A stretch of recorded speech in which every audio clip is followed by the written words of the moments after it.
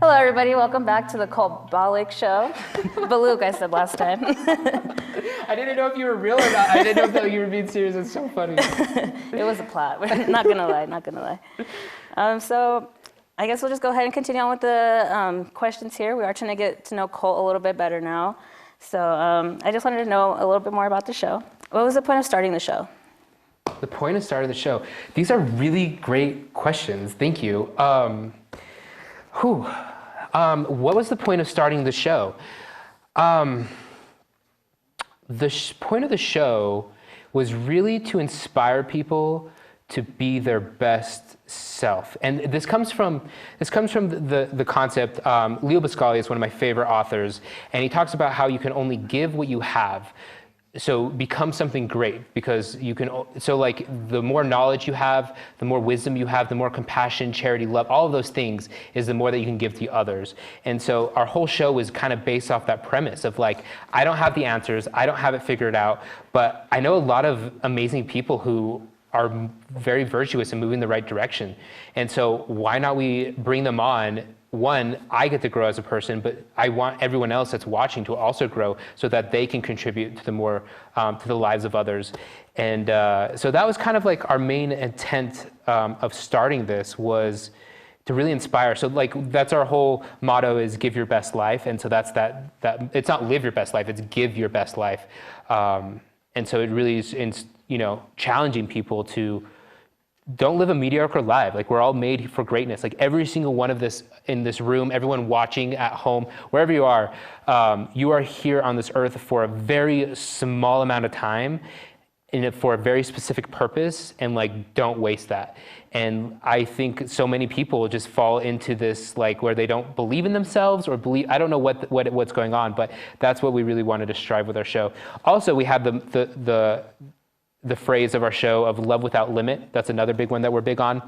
And that kind of goes with that the world is so vindictive, and it's always us against them. It's Republicans against Democrats, and just all of these labels that we put on people. And though I'm a big believer that there's right and wrong, I'm not a relativistic in any sense, but that doesn't mean that we treat people poorly because they are different than us.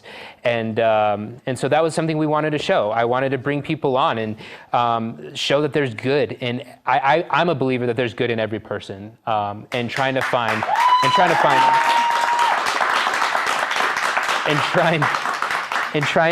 that and show that, I think, was like the big reason of why we wanted to do that.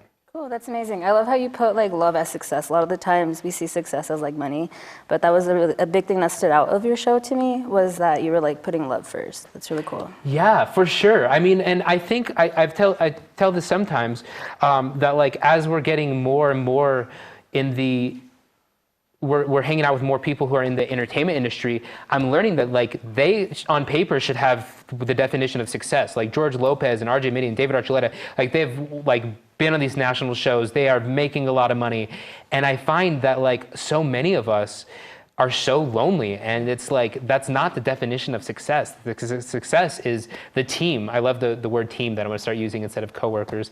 The team that you surround yourself with, your family, your relationships. Like, that's where the real success is gonna be. So thank you for that. That was a nice compliment. Absolutely.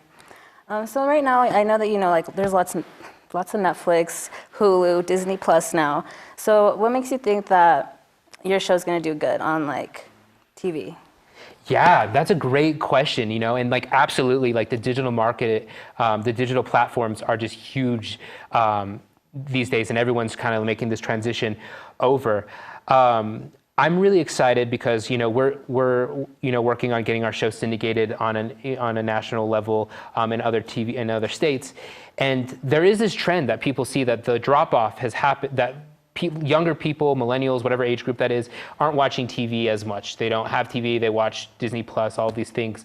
But our executives over at our station, talk about how the trend seems to go back up, though. That once people kind of get in the mid-30s, they start having families, they start, that they end up getting the TVs again, and they start watching TV more. So that really the drop hasn't declined there so much. It's been really more into this younger group, but that they end up coming back to it. So that's kind of like the the reason that we're, thinking that this is really awesome. This is a great opportunity for us. So even if we're, on these stations across the country and it's not Netflix, that a lot of people still have the opportunity to watch this.